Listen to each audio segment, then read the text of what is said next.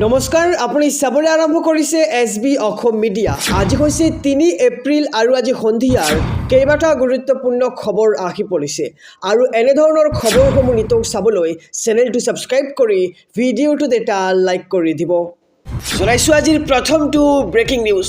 অসমত AIUDFৰ হৈ নিৰ্বাচনী প্ৰচাৰ চলাইছে আছাদুদ্দিন ওৱেইছিয়ে আৰু নিৰ্বাচনী প্ৰচাৰ সভাত বিজেপি চৰকাৰ আৰু কংগ্ৰেছসকলে কেতবোৰ বিস্ফোৰক মন্তব্য কৰিছে ওৱেইছিয়ে আৰু তাৰ পিছতে খৰব হৈছে ৰাজ্যৰ মুখ্যমন্ত্ৰী ডক্টৰ হিমন্ত বিশ্ব শৰ্মাই আৰু আছাদুদ্দিন ওৱেইছিক এইবাৰ কটাক্ষ কৰি বিস্ফোৰক মন্তব্য মুখ্যমন্ত্ৰী ডক্টৰ হিমন্ত বিশ্ব শৰ্মাৰ কৈছে যে এইবাৰ ওৱেইছিৰ ঠেং ভাঙি দিম। মিয়াৰ পাছত ওৱেইছিৰ ঠেং ভঙাৰ হুংকাৰ দিলে মুখ্যমন্ত্ৰী ডক্টৰ হিমন্ত বিশ্ব শৰ্মাই। অসমত ওৱেইছিয়ে শ্লোগান দি লাভ নাই, ৰাজনৈতিকভাৱে ঠেং ভাঙি দিম বুলি মন্তব্য কৰিছে ৰাজ্যৰ মুখ্যমন্ত্ৰী ডক্টৰ হিমন্ত বিশ্ব শৰ্মাই আৰু তিনি গগৈ সন্দৰ্ভতো মুখ্যমন্ত্ৰীয়ে ক'লে আমাৰ গগৈৰ বেছি স্পীড আৰু আমাৰ তিনি গগৈ হৈছে তৰংগ গগৈ, চক্ৰ গগৈ আৰু হিৰণ গগৈ।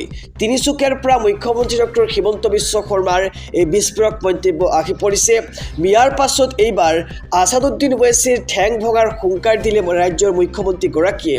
অসমত ওৱেইছিয়ে শ্লোগান দি লাভ নাই, যিহেতু দেখিবলৈ পোৱা গৈছে যে নিৰ্বাচনী প্ৰচাৰ সভাত কেতবোৰ বিস্ফোৰক মন্তব্য কৰিছে আছাদুদ্দিন ওৱেইছিয়ে। কৈছে যে কংগ্ৰেছক ভোট দি লাভ নাই, লগতে বিজেপিকো সমালোচনা কৰিছে আছাদুদ্দিন ওৱেইছিয়ে। ৰাজনৈতিকভাৱে এইবাৰ ঠেং ভঙাৰ হুংকাৰ প্ৰদান কৰিছে ৰাজ্যৰ মুখ্যমন্ত্ৰী ডক্টৰ হিমন্ত বিশ্ব শৰ্মাই আৰু তিনি গগৈ সন্দৰ্ভতো ৰাজ্যৰ মুখ্যমন্ত্ৰীয়ে এতিয়া ডাঙৰ মন্তব্য কৰিছে। জনাইছোঁ আৰু এটি ব্ৰেকিং নিউজ, ডাঙৰ খবৰ। অসমত মিয়াক সুৰক্ষা দিব আজমলে, আজমল মোৰ ডাঙৰ ভাই। এই মন্তব্য কৰিছে এইবাৰ আছাদুদ্দিন ওৱেইছিয়ে। এক ডাঙৰ খবৰ জনাইছোঁ সমগ্ৰ ৰাজ্যবাসীক। বিগত 60টা বছৰে অসমত মিয়াক অত্যাচাৰ কৰি আছে, সংখ্যালঘুক নিৰ্বিচাৰভাৱে হাৰাশাস্তি কৰি ৰাখিছে। আল্লাহৰ দোহাইয়ে সুৰক্ষা দিব অসমৰ মুছলমানক আৰু এইবাৰ নিৰ্বাচনী প্ৰচাৰ সভাত আল্লাহু আকবাৰ ধ্বনি দি কেতবোৰ বিস্ফোৰক মন্তব্য কৰিছে আছাদুদ্দিন ওৱেইছিয়ে। কৈছে যে মৌলানা বদৰুদ্দিন আজমল মোৰ ডাঙৰ ভাই হয়।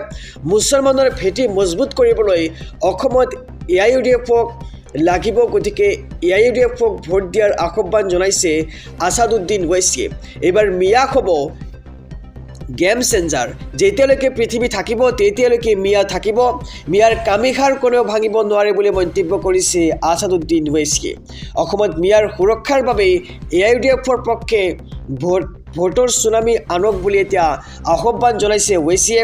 আৰু NRCৰ পৰা 20 লাখ মিয়াৰ নাম কাটিছিল লুৰিণজ্যোতি গগৈয়ে। লুৰিণৰ মিত্ৰ কংগ্ৰেছ আৰু ৰাইজৰ দলক কোনোপধ্যেই ভোট নিদিব। 50,000 লোকক গৃহহীন কৰিছে বিজেপি চৰকাৰখনে আৰু এই প্ৰসংগতো নিমাত হৈ আছিল কংগ্ৰেছ আৰু সেয়েহে কংগ্ৰেছকো ভোট নিদিব। অসমৰ মিয়াক আহ্বান এইবাৰ আছাদুদ্দিন ওৱেইছিৰ। বিগত 60 বছৰে অসমত মিয়াক অত্যাচাৰ কৰি ৰাখিছে বিজেপি চৰকাৰখনে। বিগত 60টা বছৰে এনে কাণ্ড সংঘটিত কৰিছে বিজেপি চৰকাৰে আৰু আল্লাহৰ দোহাইয়ে সুৰক্ষা দিব অসমৰ মুছলমানক আৰু এইবাৰ অসমত উপস্থিত হৈ বিস্ফোৰণ ঘটাইছে আছাদুদ্দিন ওৱেইছিয়ে। মৌলানা বদৰুদ্দিন আজমল মোৰ ডাঙৰ ভাই বুলি মন্তব্য কৰিছে আছাদুদ্দিন ওৱেইছিয়ে আৰু মুছলমানৰ ভেটি মজবুত কৰিবলৈ অসমত AIUDFক লাগিবই বুলি মন্তব্য আছাদুদ্দিন ওৱেইছিৰ। জনাইছোঁ আৰু এটি ব্ৰেকিং নিউজ, ডাঙৰ খবৰ। মুখ্যমন্ত্ৰীক ৰুধিবলৈ ৰাজ্যত একগোট হৈছে মিয়া শক্তি। আজমল, ওৱেইছি আৰু ইউনুছৰ একত্ৰিত। AGPৰ প্ৰাৰ্থী কুল্কি চৌধুৰীৰ মাতৃৰো বিশেষ কানেকশ্যন দেখিবলৈ পোৱা গৈছে। এক ডাঙৰ খবৰ জনাইছোঁ সমগ্ৰ ৰাজ্যবাসীক। মুখ্যমন্ত্ৰীক ৰুধিবলৈ এইবাৰ ৰাজ্যত একগোট হৈছে মিয়া শক্তি। বদৰুদ্দিন আজমল, আছাদুদ্দিন ওৱেইছি, ইউনুছ তামুলীৰ মিয়াক একত্ৰিত কৰাৰ চেষ্টা আৰু আজমলৰ সভাত আছাদুদ্দিন ওৱেইছিৰ বিশেষ মন্তব্য। শান্তিৰ অসমত মিয়াক একগোট হৈ মাৰ বান্ধি থিয় দিয়াৰ উচটনি আছাদুদ্দিন ওৱেইছিৰ। গণভিত্তিক হেৰুওৱা আজমলে ওৱেইছিৰ জৰিয়তে চলাইছে নিৰ্বাচনী প্ৰচাৰ। ইফালে AGPৰ প্ৰাৰ্থী কুল্কি চৌধুৰীৰ মাতৃৰ বিৰুদ্ধেও মুখ্যমন্ত্ৰীৰ গুৰুতৰ অভিযোগ। নিষিদ্ধ মাংস ভক্ষণ কৰাৰ অভিযোগ কুল্কি চৌধুৰীৰ মাতৃৰ বিৰুদ্ধে। চাৰ্জিল ইমাম ওমৰ খালিদ আদিক সমৰ্থন কৰাৰ অভিযোগ, ভাৰত বিৰোধী আৰু অসম বিৰোধী শক্তিৰ সৈতে হাত মিলোৱাৰ অভিযোগ কুংকিৰ মাতৃৰ বিৰুদ্ধে। আৰু এনে প্ৰাৰ্থীক কিয় টিকট দিছে লুৰিণজ্যোতি গগৈয়ে, তাক লৈ এতিয়া প্ৰশ্ন কৰিছে ৰাজ্যৰ মুখ্যমন্ত্ৰীগৰাকীয়ে। আৰু এই প্ৰশ্ন উত্থাপন কৰিছে ডক্টৰ হিমন্ত বিশ্ব শৰ্মাই। আৰু ইফালে ওৱেচিৰ মন্তব্যক লৈ সৰব হৈ পৰিছে ৰাজ্যৰ মুখ্যমন্ত্ৰী ডক্টৰ হিমন্ত বিশ্ব শৰ্মাই। ওৱেচিয়ে কৰা মন্তব্য অসমত কোনোপধ্যে সহ্য কৰা নহ'ব, নিৰ্বাচনী প্ৰচাৰৰ মাজত এনে মন্তব্য কেতিয়াও সহ্য কৰা নহ'ব। আৰু ৰাজ্যৰ মুখ্যমন্ত্ৰীগৰাকীয়ে সৰব হৈ ৰাজনৈতিকভাৱে আছাদুদ্দিন ওৱেচিৰ ঠেং ভাঙিম বুলি এতিয়া হুংকাৰ প্ৰদান কৰা পৰিলক্ষিত হৈছে। জনাইছোঁ আৰু এটি ব্ৰেকিং নিউজ, ডাঙৰ খবৰ। 12 ঘণ্টাত দুবাৰকৈ অনুৰোধ গৰিমা শইকীয়া গাৰ্গৰ, জুবিনক লৈ ৰাজনীতি বন্ধ কৰক, জুবিনক লৈ কোনেও ৰাজনীতি নকৰিব।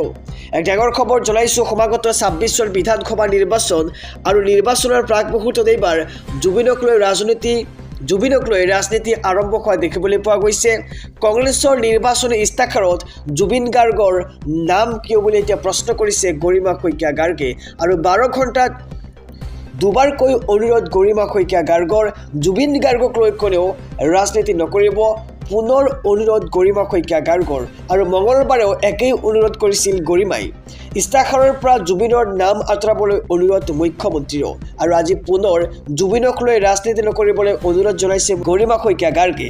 কংগ্ৰেছৰ নিৰ্বাচনী ইস্তাহাৰত কোৱা হৈছে যে 100 দিনৰ ভিতৰত জুবিন গাৰ্গক ন্যায় প্ৰদান কৰা হ'ব, প্ৰতিটো পৰিয়ালক 25 লাখ টকাৰ স্বাস্থ্য বীমা দিয়া হ'ব, জ্যেষ্ঠ নাগৰিকক 1250 টকা পেঞ্চন দিয়া হ'ব, আৰু 10 লাখ লোকক ভূমিপট্টা প্ৰদান কৰা হ'ব, প্ৰতিগৰাকী মহিলাক মাহিলী ধন প্ৰদান কৰা হ'ব, ব্যৱসায়িক সাহায্যৰ বাবে 50 লাখ টকা প্ৰদান কৰা হ'ব। আৰু কংগ্ৰেছৰ নিৰ্বাচনী ইস্তাহাৰত জুবিন গাৰ্গৰ নাম কিয় বুলি এতিয়া সৰ্বত্ৰে চৰ্চা আৰম্ভ হৈছে। 12 ঘণ্টাত দুবাৰকৈ অনুৰোধ গৰিমা শইকীয়া গাৰ্গক যে কংগ্ৰেছৰ নিৰ্বাচনী ইস্তাহাৰৰ পৰা জুবিন গাৰ্গৰ নাম আঁতৰাব লাগে। আৰু 12 ঘণ্টাত এইবাৰ দুবাৰকৈ অনুৰোধ জনাইছে গৰিমা শইকীয়া গাৰ্গে। জনাইছোঁ আৰু এটি ব্ৰেকিং নিউজ, ডাঙৰ খবৰ। অসমৰ মাটিত আল্লাহু আকবাৰ আৰু নাৰে তাকবীৰ ধ্বনি আছাদুদ্দিন ওৱেচিৰ। হিমন্ত বিশ্ব শৰ্মাৰ বিৰুদ্ধে আল্লাহু আকবাৰ ধ্বনি দিয়া দেখিবলৈ পোৱা গৈছে। পৃথিৱী থকালৈকে থাকিব মিয়া, আৰু ৰাজনৈতিক ভৱিষ্যত মিয়াই নিৰ্ধাৰণ কৰিব। বিজেপিক খহাব পাৰিলেই অসমত মিয়াৰ ৰাজত্ব চলিব বুলি এক প্ৰকাৰ বিস্ফোৰক মন্তব্য আছাদুদ্দিন ওৱেচিৰ। মিয়াক শাসক দিবলৈ আহি হুংকাৰ আছাদুদ্দিন ওৱেচিৰ। হিমন্তই শেষ হৈ যাব, মিয়া থাকি যাব। আৰু অসমৰ মাটিত আল্লাহু আকবাৰ নাৰাই তাকবীৰ ধ্বনি আছাদুদ্দিন ওৱেচিৰ। হিমন্ত বিশ্বৰ বিৰুদ্ধে আল্লাহু আকবাৰ ধ্বনি দিছে আছাদুদ্দিন ওৱেচিয়ে। পৃথিৱী থকালৈকে থাকিব মিয়া। আৰু এইবাৰ অসমত আহি ৰাজ্যৰ মুখ্যমন্ত্ৰী ডক্টৰ হিমন্ত বিশ্ব শৰ্মাক অপেন চেলেঞ্জ কৰিছে আছাদুদ্দিন ওৱেচিয়ে। জনাইছোঁ আৰু এটি ব্ৰেকিং নিউজ, ডাঙৰ খবৰ। আহি আছে 26 বিধানসভা নিৰ্বাচন, আৰু আপোনাৰ ভোটাৰ কাৰ্ড নাই নেকি? যদি নাই তেন্তে চিন্তা কৰিব নালাগে। এই 12বিধ নথিৰ যিকোনো এটা থাকিলে আপুনি দিব পাৰিব ভোট। এক ডাঙৰ খবৰ জনাইছোঁ সমগ্ৰ ৰাজ্যবাসীক, আপোনাৰ ভোটাৰ কাৰ্ড নাই নেকি? 12বিধ বিকল্প নথিৰে আপুনি দিব পাৰিব ভোট। আৰু ভোটাৰ তালিকাত নাম থাকিলেই হ'ল আপুনি ভোট দিব পাৰিব। আৰু প্ৰতিটো ভোটেই মূল্যৱান বুলি এতিয়া নিৰ্বাচন বিষয়াৰ আহ্বান। 9 এপ্ৰিলত সাব্যস্ত কৰক আপোনাৰ অধিকাৰ। আৰু আধাৰ কাৰ্ড, লগতে পেন কাৰ্ড, ড্ৰাইভিং লাইচেন্স আৰু ভাৰতীয় পাছপৰ্ট থাকিলে আপুনি ভোট দিব পাৰিব। লগতে ফটো সম্বলিত বেংক বা ডাকঘৰৰ পাছবুক থাকিলে আপুনি ভোট দিব পাৰিব। MGNৰেগাৰ জব কাৰ্ড থাকিলেও আপুনি ভোট দিব পাৰিব। স্বাস্থ্য বীমাৰ স্মাৰ্ট কাৰ্ড অৰ্থাৎ আয়ুষ্মান কাৰ্ড থাকিলে আপুনি ভোট দিব পাৰিব। লগতে পেঞ্চনৰ নথি ফটোসহ যদি আপোনাৰ লগত আছে তেন্তে আপুনি ভোট দিব পাৰিব। লগতে চৰকাৰী কৰ্মচাৰীৰ সেৱা পৰিচয় পত্ৰ আপোনাক ভোট দিয়াত সহায় কৰিব। আৰু সাংসদ বা বিধায়কসকলক প্ৰদান কৰা চৰকাৰী পৰিচয় পত্ৰ থাকিলেও আপুনি ভোট দিব পাৰিব। লগতে NPR স্মাৰ্ট কাৰ্ড থাকিলে ভোট দিব পাৰিব। বিশেষভাৱে সক্ষম ব্যক্তিসকলৰ বাবে থকা UDID কাৰ্ড থাকিলে আপুনি ভোট দিব পাৰিব।